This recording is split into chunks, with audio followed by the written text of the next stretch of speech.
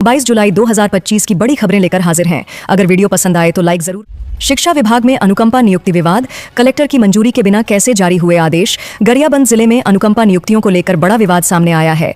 वर्ष 2024 में शिक्षा विभाग द्वारा 22 लोगों को दी गई अनुकंपा नियुक्ति पर नियमों की अनदेखी और कलेक्टर की स्वीकृति के बिना आदेश जारी करने के आरोप लगे हैं।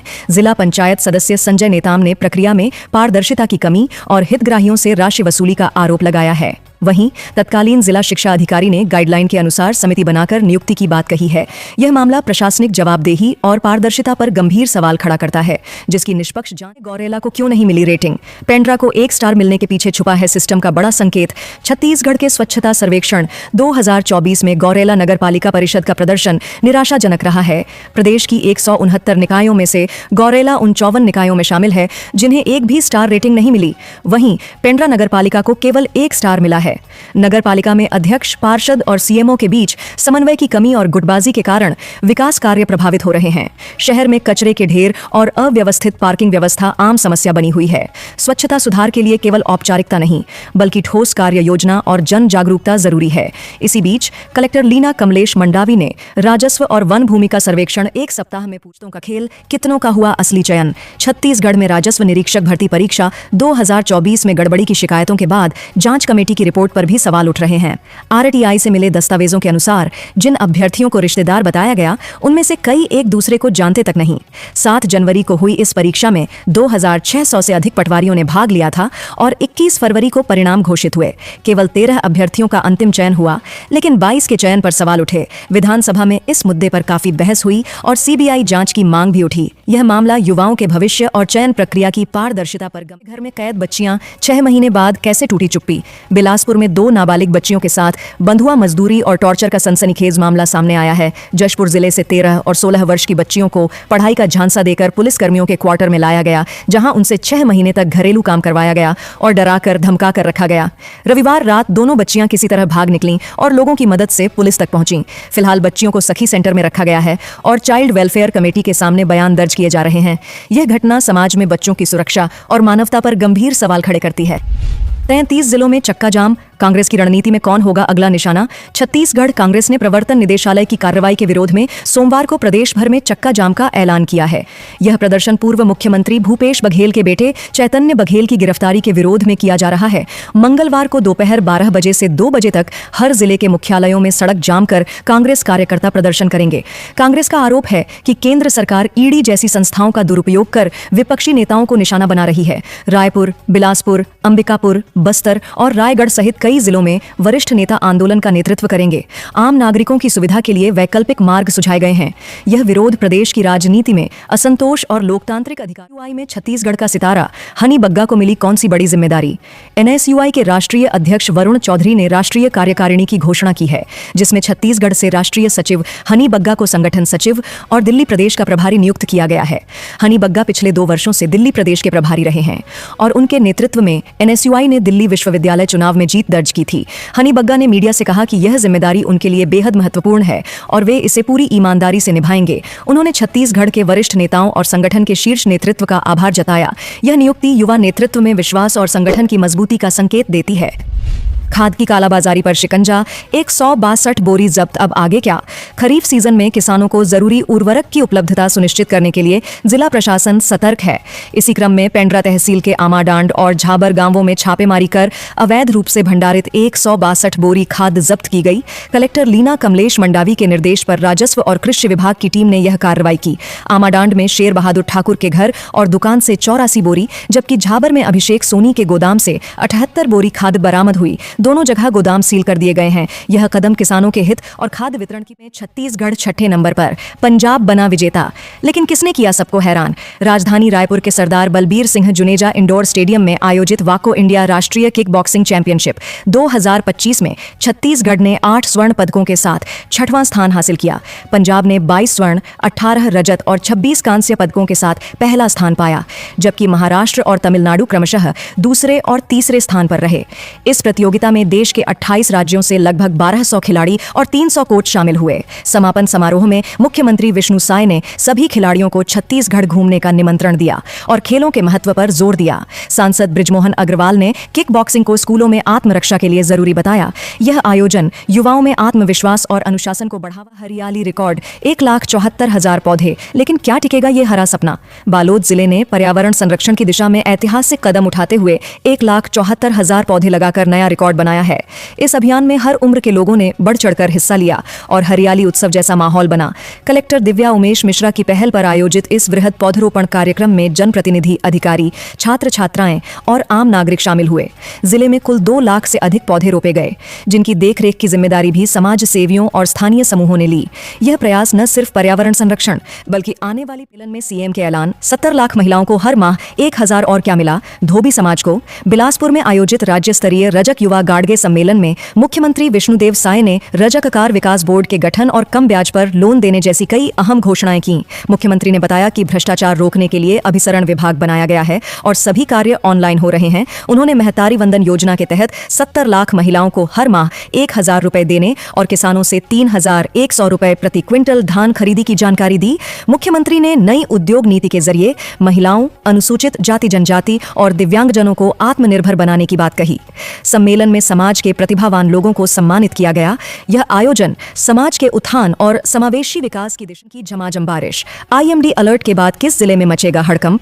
छत्तीसगढ़ में मानसून ने दोबारा रफ्तार पकड़ ली है और बंगाल की खाड़ी में बने सिस्टम के कारण राज्य के अधिकांश हिस्सों में बारिश तेज हो गई है।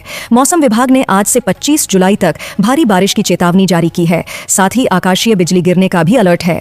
प्रदेश के 26 जिलों में ऑरेंज और येलो अलर्ट घोषित किया गया है। सुकमा, बीजापुर, दंतेवाड़ा, बस्तर, कोंडागांव सहित कई जिलों में विशेष सतर्कता बरतने की सलाह दी गई है।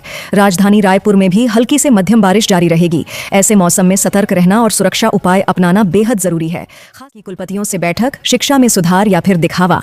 राज्यपाल और विश्वविद्यालयों के कुलाधिपति रमेन डेका ने शैक्षणिक गुणवत्ता सुधार के लिए सभी कुलपतियों से 2 माह के भीतर ठोस रोड मैप मांगा है। राजभवन में आयोजित बैठक में उन्होंने निर्देश दिया कि जिन पाठ्यक्रमों में छात्र या शिक्षक नहीं हैं, उन्हें बंद किया जाए। निजी विश्वविद्यालयों को सितंबर तक गुणवत्ता सुधार की कार्य योजना प्रस्तुत करने को कहा गया है।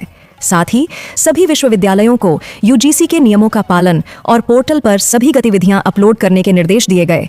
राज्यपाल ने विद्यार्थियों को राष्ट्रीय शिक्षा नीति के प्रति जागरूक करने पर भी जोर दिया। यह कदम उच्च शिक्षा में पारदर्शिता और गुणवत्ता लाने की दिशा में महत्वपूर्ण है। भिलाई की शांता का वर्ल्ड रिकॉर्ड। 16,000 महिलाओं को अंडी साड़ी पर क्यों है ये खास? छत्तीसगढ़ की विलुप्त होती पारंपरिक साड़ी अंडी लुगरा को पुनः स्थापित करने के लिए भिलाई निवासी शांता शर्मा ने अनूठा प्रयास किया है। रूपाली महतारी गुड़ी बहुउद्देशीय संस्था की अध्यक्ष शांता शर्मा अब तक 16,000 महिलाओं और युवतियों को यह साड़ी भेंट कर चुकी हैं। उनके इस कार्य को golden book of world record में दर्ज किया गया है। रविवार को एशिया प्रमुख मनीष विश्वनोई ने उन्हें प्रमाण पत्र सौंपा। शांता शर्मा का मानना है कि यह सम्मान छत्तीसगढ़ की संस्कृति और परंपरा के पुनर्जीवन का प्रतीक है।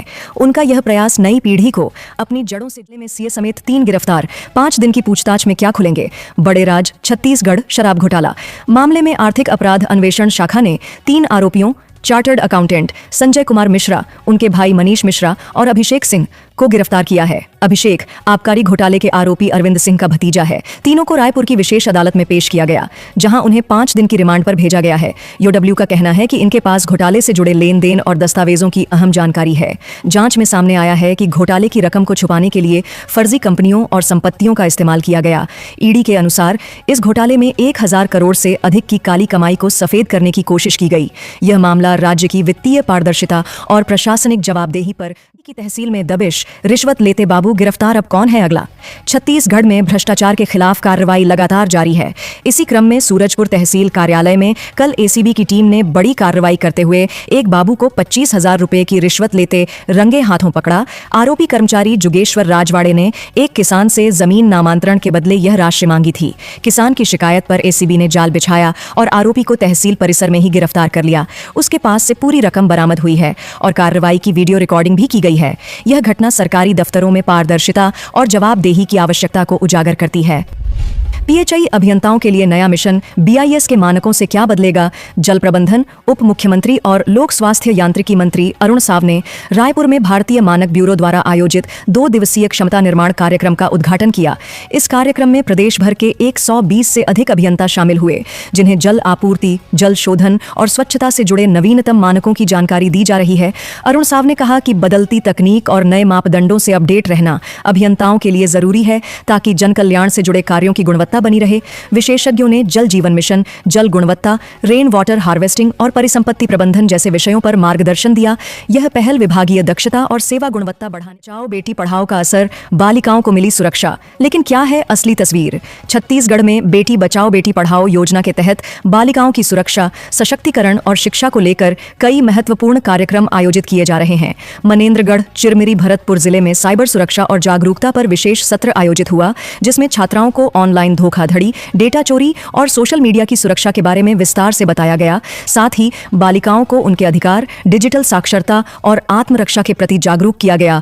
स्कूलों में नव प्रवेशी छात्राओं का स्वागत कर शैक्षणिक सामग्री वितरित की गई। इन आयोजनों से यह संदेश मिलता है कि सरकार बालिकाओं के उज्जवल और सुरक्षित भविष्य के लिए लगातार प्रयासरत है। मानव दृष्टिकोण से देखें तो ऐसी पहलें बेटियों में आत्मविश्वास और जागरूकता बढ़ाने में। मेडिकल कॉलेज में खाने पर बवाल, दाल के नाम पर पानी। अब क्या होगी कार्रवाई? कोरबा मेडिकल कॉलेज अस्पताल में भोजन की गुणवत्ता को लेकर मरीजों और उनके परिजनों ने गंभीर सवाल उठाए हैं। उनका आरोप है कि दाल के नाम पर केवल पानी और सब्जी की जगह सांभर जैसा भोजन दिया जा रहा है। फिलिप्स कंपनी पर घटिया सामग्री के इस्तेमाल का भी आरोप है, जिस पर अस्पताल प्रशासन ने नोटिस जारी किया है और सुधार नहीं होने पर कार्रवाई की चेतावनी दी है।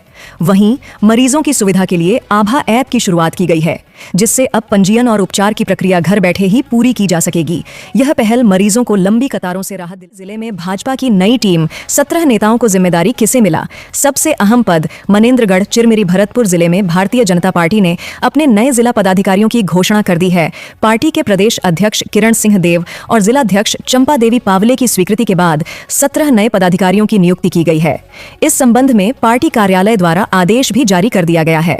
यह नियुक्ति संगठन को मजबूत करने और आगामी चुनावी तैयारियों को गति देने की दिशा में महत्वपूर्ण मानी जा रही है।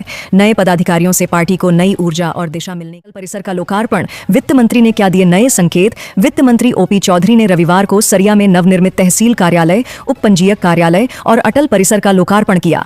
इस अवसर पर उन्होंने अधिकारियों को ईमानदारी से सेवा देने की हिदायत दी और भ्रष्टाचार के प्रति सख्त रुख जताया। मंत्री चौधरी ने बताया कि सरकार ने 12 दिनों में किसानों को 2 वर्षों का लंबित बोनस दिया।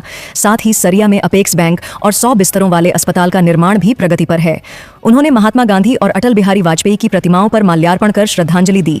यह आयोजन क्षेत्र के विकास और पारदर्शिता की दिशा में महत्वपूर्ण कदम है, जिससे आमजन में मुख्यमंत्री के बेटे की गिरफ्तारी पर सियासत, ईडी बनाम कांग्रेस किसका पलड़ा भारी। छत्तीसगढ़ के पूर्व मुख्यमंत्री भूपेश बघेल के बेटे चैतन्य की गिरफ्तारी के विरोध में कांग्रेस लगातार प्रदर्शन कर रही है और ईडी का पुतला दहन कर रही है। इस पर विधानसभा अध्यक्ष डॉक्टर रमन सिंह ने कहा कि ईडी और कांग्रेस दोनों अपना अपना काम कर रहे हैं, किसी को चिंता करने की जरूरत नहीं है, न्याय सबके साथ होगा।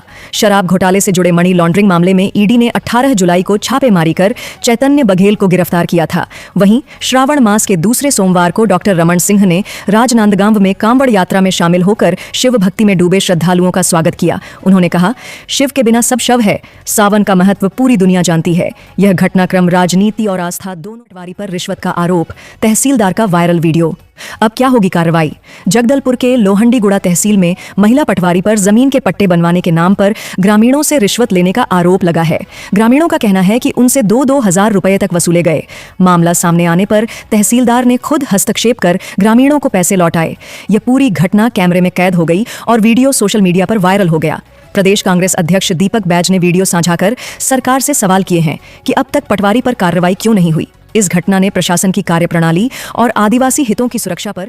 जंगलों की हरियाली खतरे में, 35% से 14% तक कैसे पहुंची तबाही। कोरबा जिला देश में कोयला और बिजली उत्पादन का बड़ा केंद्र बन चुका है, लेकिन इसकी भारी कीमत पर्यावरण को चुकानी पड़ रही है। एक नई शोध रिपोर्ट के अनुसार पिछले 30 वर्षों में कोरबा की हरियाली गंभीर रूप से घटकर मात्र 14% रह गई है, जबकि 1995 में यह लगभग 36% थी। बेतहाशा कोयला खनन और कमजोर पुनर्स्थापन नीतियों के कारण न केवल जंगल बल्कि कृषि भूमि भी बंजर हो गई है। इसका सबसे अधिक असर आदिवासी समुदायों पर पड़ा है, जिनकी आजीविका और स्वास्थ्य दोनों खतरे में है। वैज्ञानिकों ने चेतावनी दी है कि केवल वृक्षारोपण काफी नहीं, बल्कि ठोस नीतिगत बदलाव जरूरी है। यह रिपोर्ट देश भर में भूमि क्षरण की गंभीरता को भी उजागर करती है, जो वैश्विक औसत से कहीं अधिक है।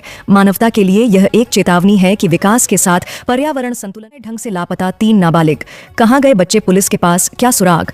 बलरामपुर जिले के वाड्रफ नगर क्षेत्र में 12 से 13 वर्ष की उम्र के कई बच्चों के अचानक लापता होने से इलाके में हड़कंप मच गया है। परिजनों ने थाने में शिकायत दर्ज कराई है और आशंका जताई है कि बच्चों को बहला फुसलाकर बाहर मजदूरी के लिए ले जाया गया होगा। घटना के बाद मोहल्ले में डर और चिंता का माहौल है। पुलिस ने मामला दर्ज कर संभावित ठिकानों की जांच शुरू कर दी है। पुलिस अधीक्षक वैभव बैंकर ने बताया कि मामले की गंभीरता से जांच की जा रही है।